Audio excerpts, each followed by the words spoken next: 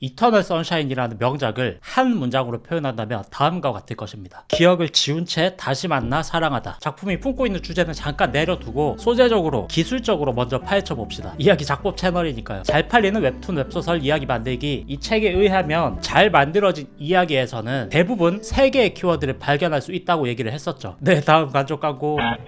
그렇다면 이 영화 이터널 선샤인의 대표 키워드 3개는 무엇일까요? 어울리는 키워드 2개, 어울리지 않는 키워드 하나를 섞는다. 재밌는 기획의 법칙. 이터널 선샤인은 사랑, 이별, 여기에 기억을 지워주는 기계, 이렇게 3개의 키워드를 꼽을 수 있을 것 같습니다. 아주 잘 어울리는 뻔해 보이는 클리셰적인 키워드 조합 2가지, 사랑과 이별. 이것은 조금 엉뚱한 이질적인, 그러나 막상 얹어 놓으면 뭔가 퓨전 요리 같은 느낌으로 오묘하게 잘 어울리는 키워드인 기억을 지워주는 기계, 이렇게 소재가 정리되고 기획이 정리됩니다. 로그라인을 뽑아본다면 이별 후 각자의 기억을 지운 채 다시 만나 사랑하게 된 연인, 뭐 이런 식이 될 수 있겠죠. 이야기의 궁극적인 목표는 사랑일 것입니다. 이 목표를 방해하는 약점은 기억이 되겠죠. 그러나 이 기억이라는 것은 방해자이기도 하지만 동시에 조력자이기도 합니다. 재밌는 이야기는 항상 이렇게 양면적인 약점을 가지고 있습니다. 아주 쉬운 예시로 원피스에서 악마의 열매는 해적왕이 되기 위한 초인적인 힘을 주는 조력자임에 동시에 수영을 하지 못하게 하는 약점이 되기도 하죠. 수영을 하지 못하는 해적, 진짜 긴박감 넘치는 엄청난 매력적인 약점이라고 생각합니다. 영화 극한 직업에서의 맛집 키워드도 비슷한 경우라고 볼 수 있겠습니다. 조력을 해주기도 하는 약점, 이것을 찾는 것이 매력적인 설정의 기본이 아닐까 생각합니다.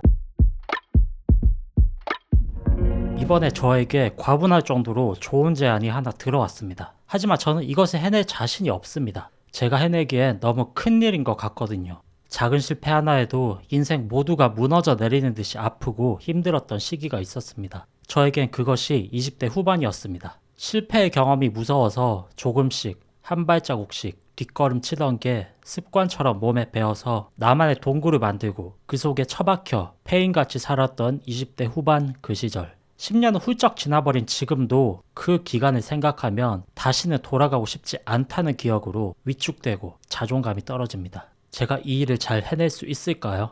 이 인물은 일이 잘 풀리기 시작하는 지금도 그때의 기억이 떠오르면 경직되고 긴장감이 찾아옵니다. 무슨 일을 해도 그 기억이 저 수면 아래에서 얼마든지 더 도약할 수 있는 자신을 지켜보면서 이렇게 발목을 붙잡고 있는 것 같은 느낌. 그때 못났던 내 모습이 나의 본 모습인 것 마냥 자존감이 엄청 떨어져 있는 상태인 거죠. 그런데 여기서 만약에 이 인물의 그 힘들었던 이 20대 후반의 타임라인, 이것을 걷어내고 지워내버린다면 그런 적이 없었던 사람인 것처럼 높은 자존감을 갖출 수 있을까요? 마음의 동굴을 한 번도 가져보지 않았던 사람인 것처럼 마냥 밝은 사회생활을 이어갈 수 있을까요? 그렇지는 않을 것입니다. 이 인물이 지금의 위치에 올라설 수 있었던 것은 과거의 그 포인트, 동굴 속에 틀어박혀서 폐인처럼 살았던 그 기간, 이게 있었기 때문에 가능했던 것입니다. 지금 이 인물에게 필요한 것은 자신을 옥죄고 있는 이 기억을 덮어버리거나 지워내는 것이 아니라 이것에 대한 직시, 내면의 메타인지를 한 것, 이것일 겁니다. 과거의 기억들을 하나씩 차근차근 꺼내서 돌아보면서 그때는 어쩔 수 없었다, 다 괜찮다, 지금까지 열심히 살아와줘서 고맙다,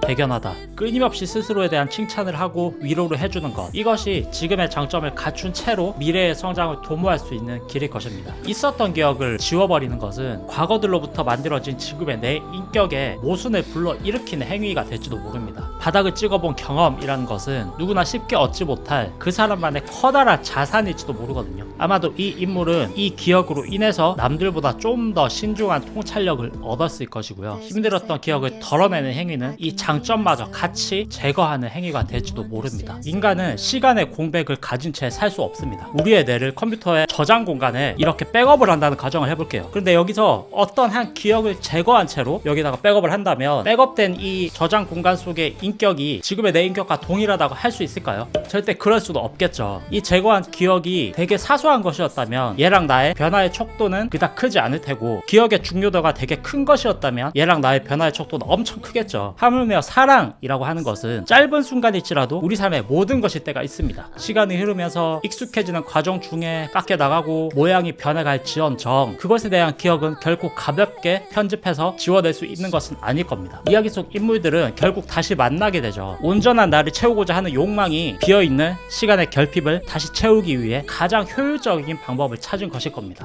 일단 데뷔부터 하잖아. 데뷔를 위한 가장 빠른 길을 안내한다. 우동이즘에 잘 팔리는 이야기 만들기. 지금의 나는 시간의 정반 합, 과거의 나로 인해 만들어진 것이 지금의 나일 테고, 과거는 되돌릴 수 없지만 되돌릴 수 있다 하더라도 결과는 다음 두 가지일 뿐일 것입니다. 첫 번째는 평행이론처럼 지금의 내가 아닌 전혀 다른 존재가 된다. 내가 가진 기억이 다르다는 것은 그야말로 다른 사람이 된다는 것이죠. 기억, 인격, 습관, 말투, 심지어 외모까지 그야말로 모든 것이 바뀔 겁니다. 즉 지금의 나는 소멸하는 것과 같겠죠. 수치를 바꾼 저장 공간 속 인격과도 같다고 생각을 합니다. 두 번째는 지금의 나, 온전한 나를 되찾기 위해서 같은 행위를 다시 반복하게 될 겁니다. 영화 속 인물들처럼요. 나를 간직한 채 내 모습을 바꿀 수 있는 것은 절대로 과거에 있지 않습니다. 현재와 미래에 있을 겁니다. 과거의 한 축에 고정된 타임라인의 시퀀스들, 쉽게 말해서 후회되는 기억들, 이것들을 어떻게 해석해서 미래의 나에게 전달할지는 작가이자 동시에 내 이야기 속 주인공인 나에게 달려있다 라고 생각합니다.